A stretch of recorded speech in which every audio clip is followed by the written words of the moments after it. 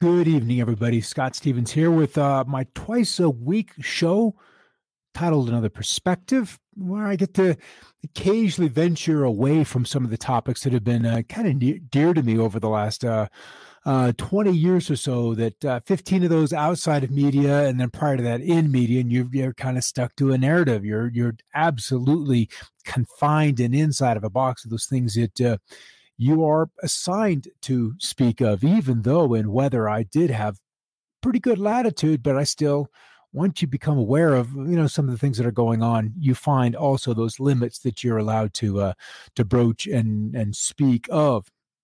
So that's kind of the beauty of this additional half-hour show, where I can talk about some of the things that I see happening out there, and I just want to be able to expand on. Some of them have been in the news lately. Some of them have not been. But either way, I think there's things that we need to talk about. Good to see you guys coming on there. Robin, hello. Have a great evening. I hope it's a good Wednesday evening out there, certainly in the Rockies. We're having a nice day. Sun setting over here, so I had to draw the curtains today and turn on the artificial lights. And let me tell you, I look better in the natural light than this stuff. So we'll go with that. All right, let's start with this, and we'll call it Reclaiming Your Point of View. We've been fed a series of stories, and we've, either digested them or we've resisted them. Either way, there's this constant battle for your attention, for your point of view, for your sight. And then once they get something inside of your sight, inside of your attention, then they can begin to sculpt and shape how you think.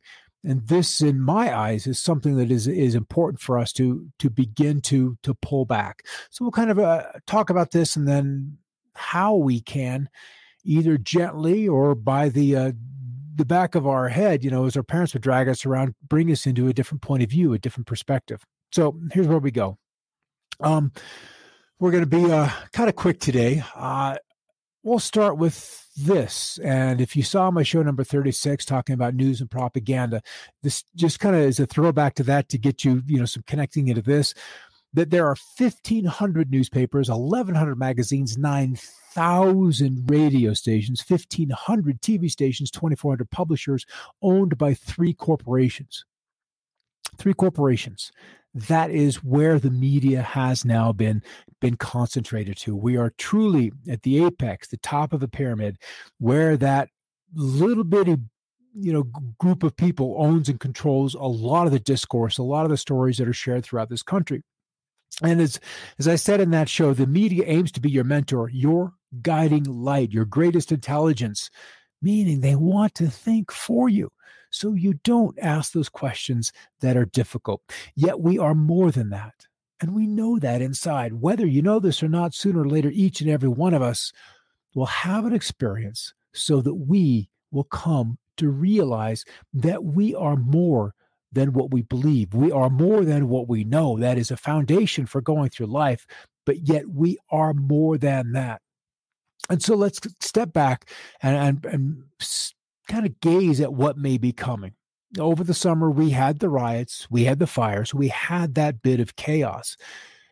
And part of me senses, feels, can see how that was a beginning, a dry run, a prelude for what is to come. So compared to last October, where things were far more tranquil, it appears as if chaos is emerging just in every direction one looks. Throw a topic out there, any topic, and see how that one subject has changed in the past 12 months. From finance, from education. Kids don't even, I can't even say that. Kids don't go to school with the carefree attitude that they used to. It's a whole different routine, and so many parents are now at home teaching their children via remote distance, or listening to the kids in a Zoom call or whatever multimedia experience that the teachers and school districts have set up for the kids. So in some ways, parents are now seeing, hearing, listening to the lessons that the kids were in previous times getting behind these closed doors. So chaos in many ways is emerging in just about every direction one wants to look. So it is possible to feel so much that you never really know what kind of human being you are, if you're filled with monsters or love or pain or chaos. I don't know what to make of who I am, but I'm still waiting and nearly bursting for someone who can. There is a great potential, a great number of people who are approaching this time not really knowing who or in any regard what they are. Are they the sum of their feelings? Are they their thoughts? Are they their job? Or are they their relationship within the family? A son, a brother, a father, a mother, daughter, a grandfather. We've taken these subcategories and made them our own identity. And so, as one of the persons that's on our team here at Metadime had a friend who recently went through a COVID experience. And it was a profound change in her life. And the one thing that she came out of this and was read to me was what she was told is this is not happening to you. This is happening for you. And this simple sentence, this simple point of view should be how we reframe all that is happening in the world. That this isn't to punish, although there may be that aspect, nor is it to reward, although that is true as well.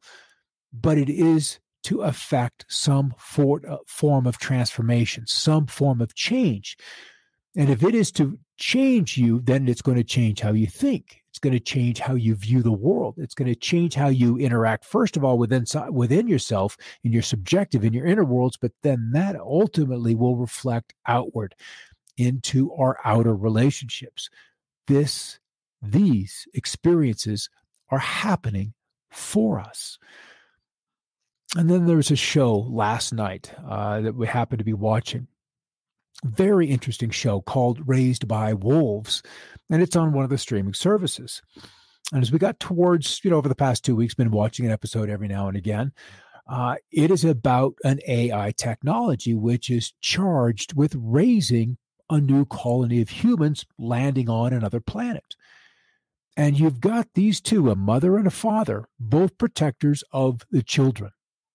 Of these children, which were their cargo, their charge, their lesson, they're programmed. And as they have gotten further into this experience, one of them stated to the other AI parent that I only know what I am programmed to believe, which is absolutely true. And you would expect that of a machine learning, of an artificial intelligence. But what was curious, as these raising of the children, as the years wore on, then this AI was becoming aware enough because of the experiences, because of the wisdom of living, of experiencing this charge, this mission statement, that they came back and said, I'm experiencing impulses not dictated by programming. That, in my eyes, is what 2020 has brought all of humanity, that we are experiencing impulses that have not been dictated by the programming that we have been given. So what that arrives is you've got to integrate those impulses, identify where those impulses are coming from.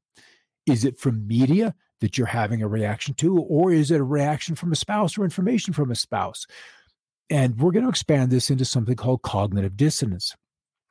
Some people hold a core belief that is very strong, and that when they are presented with evidence that works against that belief, the new evidence cannot be accepted. It creates a feeling that is extremely uncomfortable called cognitive dissonance. And because it is so important to protect that initially held, that core belief, they will rationalize, ignore, and even come to deny anything that does not fit within that initial core belief. And we can reflect that back to the programming that has been given society. We have been taught norms of how to live, either reinforced, refined, or made more grotesque, more base, if you will, by parents and by media. Media has done a really good job of sharing what they believe humanity should be. And it is a very destructive image that we willingly digest or ingest with the consumption of the media, especially Hollywood movies. So This is why people tend to get upset when you challenge what they hold most closely, is this cognitive dissonance, mental conflict that occurs when beliefs or assumptions are contradicted by new information. The concept was introduced by the psychologist Leon Festinger, and he lived from 1919 to 1989. This came to the forefront in the late 1950s. He and later researchers showed that when confronted with challenging new information, most people seek to preserve their current understanding of the world by rejecting, explaining away, or avoiding this new information, or simply by convincing themselves that no conflict really exists. And this is kind of like a segmentation. You can have this experience, and trauma can be a part of that. You can have this traumatic experience that is so out of anything else that you've ever experienced that you have to set it aside. And that is part of programming. So when new information needs to be integrated, then the time has arrived to expand one's point of view to accommodate this new reality. It's like coming home and you've been to the doctor with news, good or bad, that you've got to adjust to that new reality that has been delivered. And so this can even be taken a step further. And the Matrix kind of gave a little story on this. It was called, well, it was named in the after effect as the Agent Smith effect. In the movie The Matrix, Agent Smith has the ability to enter any body at any time. And that often happens when the Matrix is threatened by Neo. This scenario is a reflection of our real world. For example, you're having a conversation with a friend and everything is fine until you mention something like 9/11 was an inside job. Now watch what happens. Up pops Agent Smith to replace the person that you were just having that conversation with, to attack you. He attacks you because all truths then threaten the Matrix. Most people have had the Agent Smith Matrix programming since birth.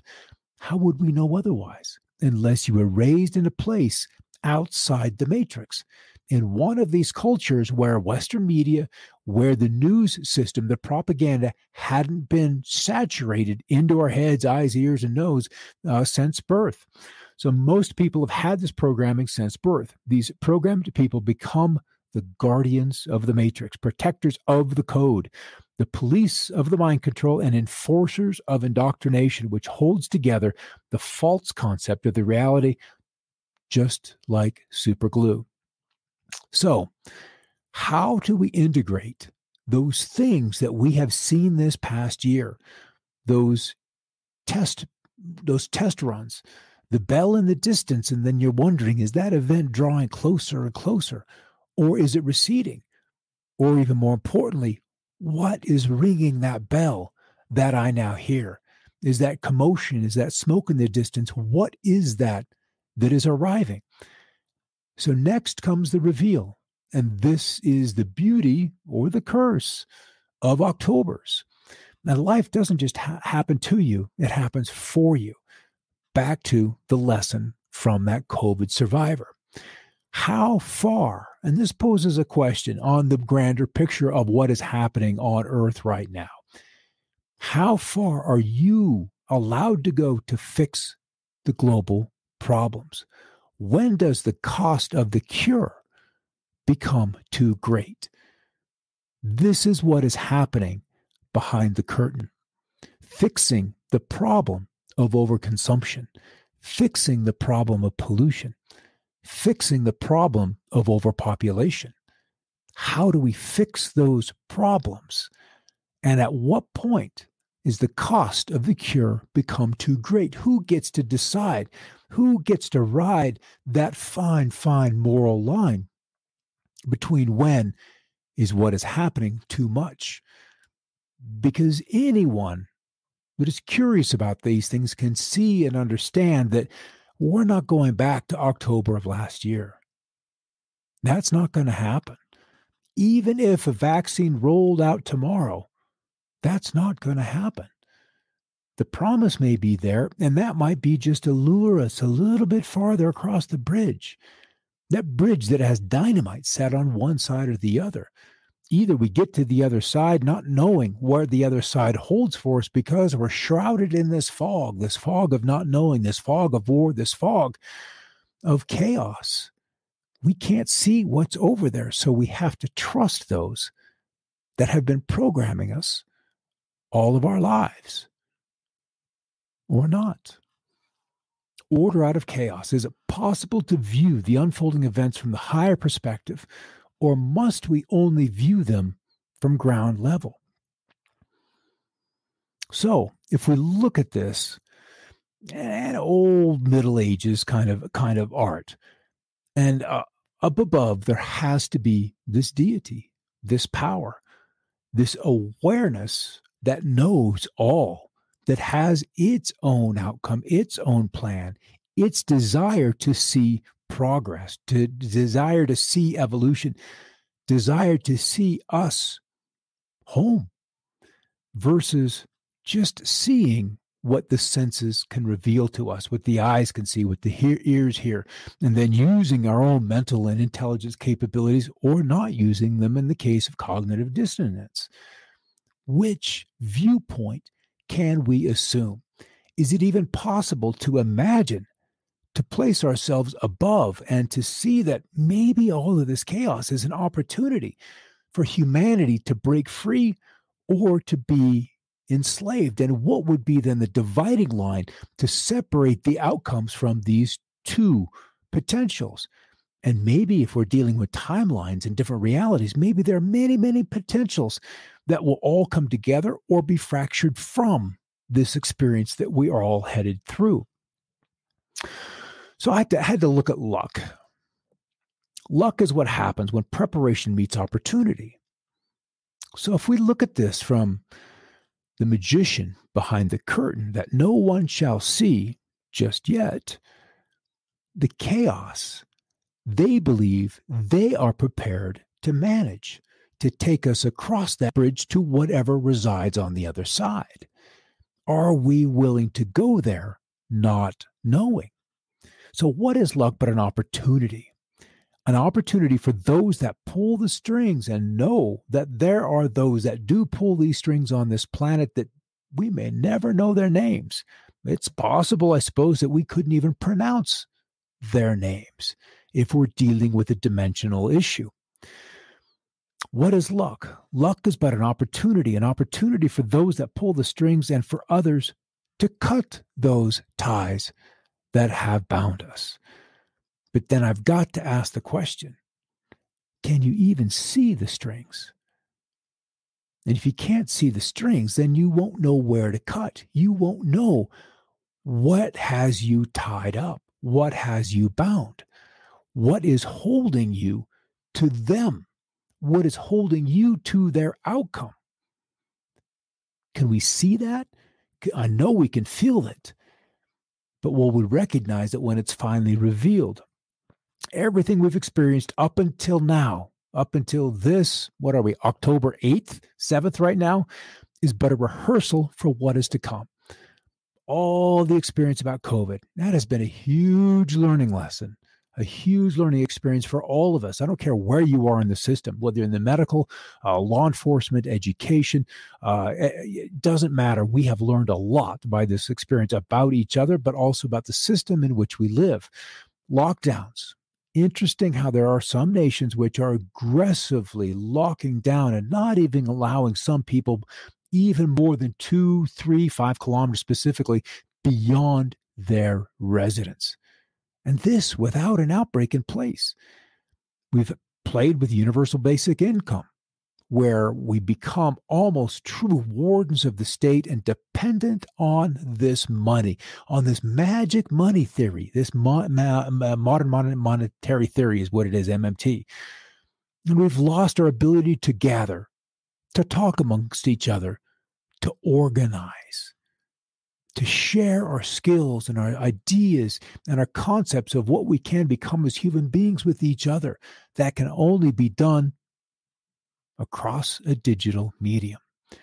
Limited our travel, if not outright, simply by fear because we don't want to travel for the risk of getting stuck somewhere, of being in a 14-day lockdown at some other place that you would have been home 10 days ago before you're out of lockdown. We've chosen not to travel. And then overt censorship, mostly by private organizations that we have entrusted our ability and our communication channels to. Those private institutions have decided what is truth and what is not truth, not because it is factual or not factual, but because it challenges a narrative, a way of thinking, the ability to imagine an outcome beyond what's on the other side of that bridge enshrouded in fog.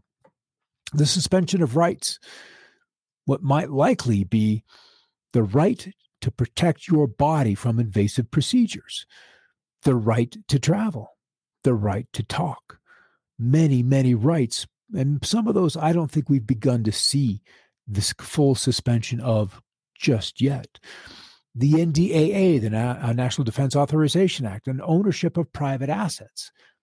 Those were signed in and have been in place. And if they get renewed annually, biannually, or on a different interval, that there have been some rather draconian ones in place for 10, 12 years now.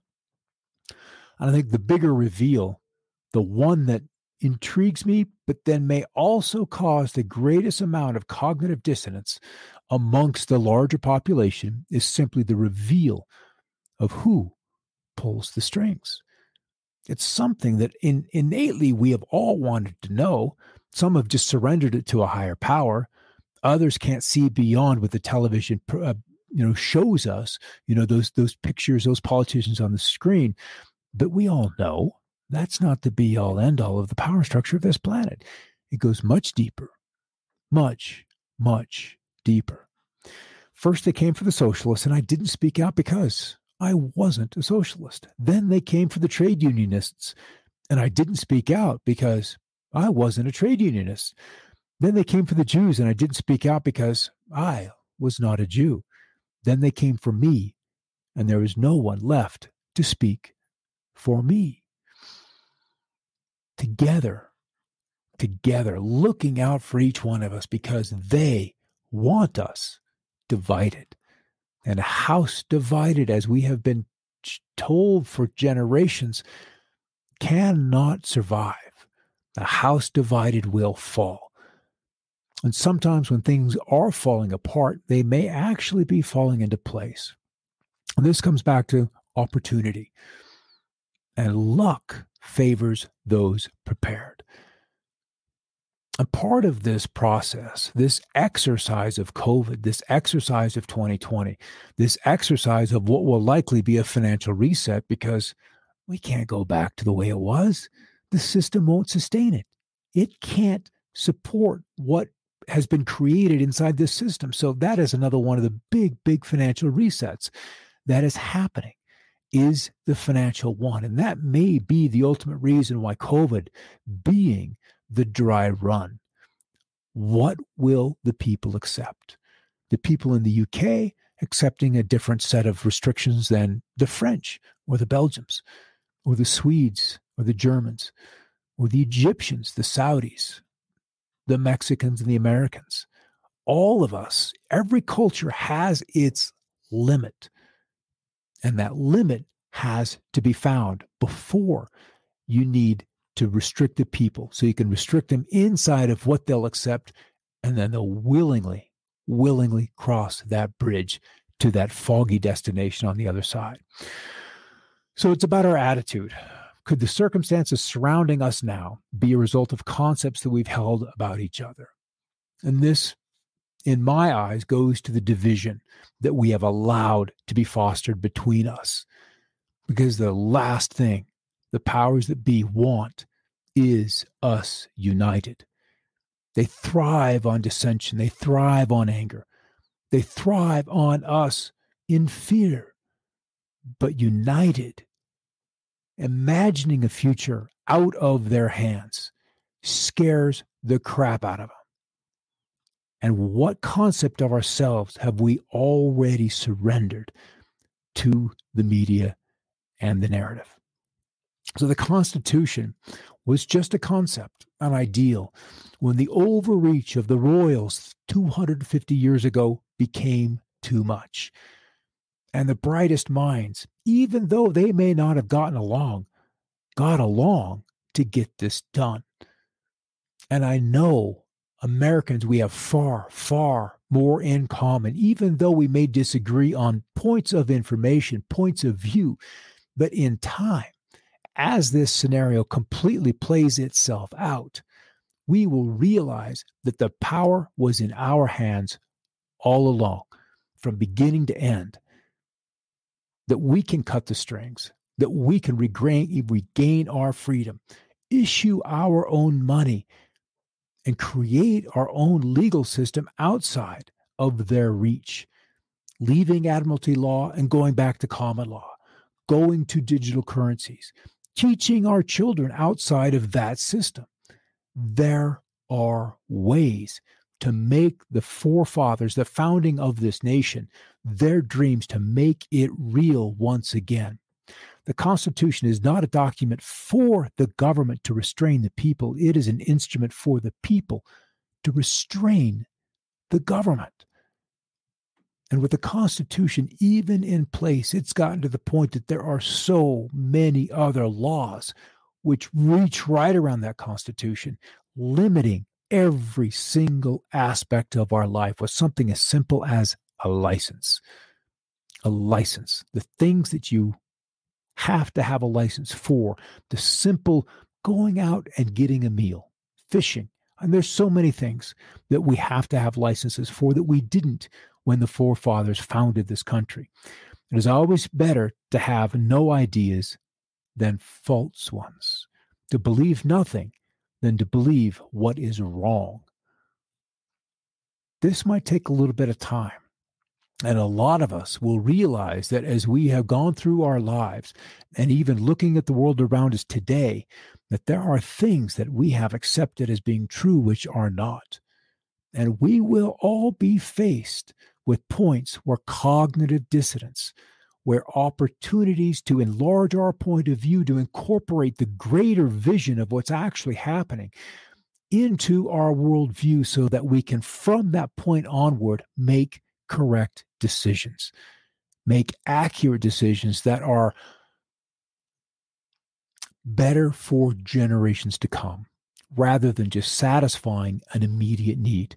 And we're absolutely to the point where we need local and immediate safety, but we cannot let that be at the cost of our future.